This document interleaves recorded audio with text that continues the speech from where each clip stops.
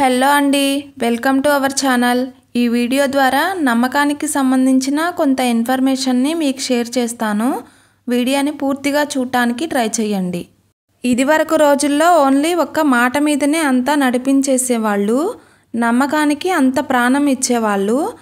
But ఇప్పుడున్న ప్రపంచంలో ఏ రిలేషన్లో అయినా, ఎగ్జాంపుల్ ఫ్రెండ్స్లో కానీ, ఫ్యామిలీస్లో కానీ, మీరు వర్క్ చేస్తున్న దగ్గర కొలీగ్స్లో కానీ, మీరు చదువుకుంటున్నట్టయితే మీ టీచర్స్ దగ్గర కానీ, ఇలా ఏ రిలేషన్లో అయినా నమ్మకం అనేది చాలా ఇంపార్టెంట్.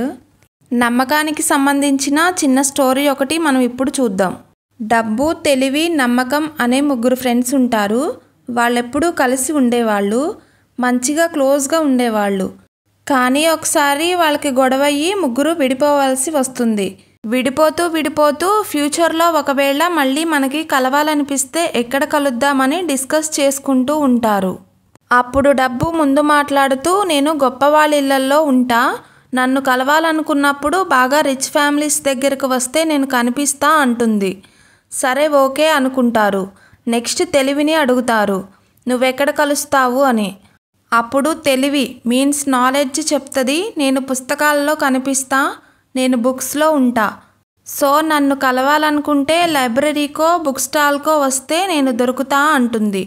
నెక్స్ట్ డబ్బు, తెలివి ఇద్దరూ కలిసి నమ్మకాన్ని అడుగుతారు, నువ్వెక్కడ కలుస్తావు అని. నమ్మకం అంటుంది, నేనిక కలవను, నేను ఒకసారి పోతే మళ్ళీ ఇక తిరిగి రాను, నేనెక్కడా కూడా మీకు కనపడను అని చెప్పేస్తుంది. సో ఎప్పుడైనా ఏ పనైనా చెయ్యండి, కానీ నమ్మకం కోల్పోయే పని చెయ్యకండి. ఎందుకంటే అది ఒక్కసారి పోయింది అంటే తిరిగి పొందడం చాలా కష్టం. ఈ నమ్మకం అనేది చాలా చిన్న పదం. దీన్ని చదవడానికి 1 సెకండ్ పడుతుంది, అదే ఆలోచించడానికి 1 నిమిషం పడుతుంది, అర్థం చేసుకోవడానికి 1 రోజు పడుతుంది, అదే నిరూపించుకోవాల్సి వస్తే జీవితకాలం కూడా సరిపోదు.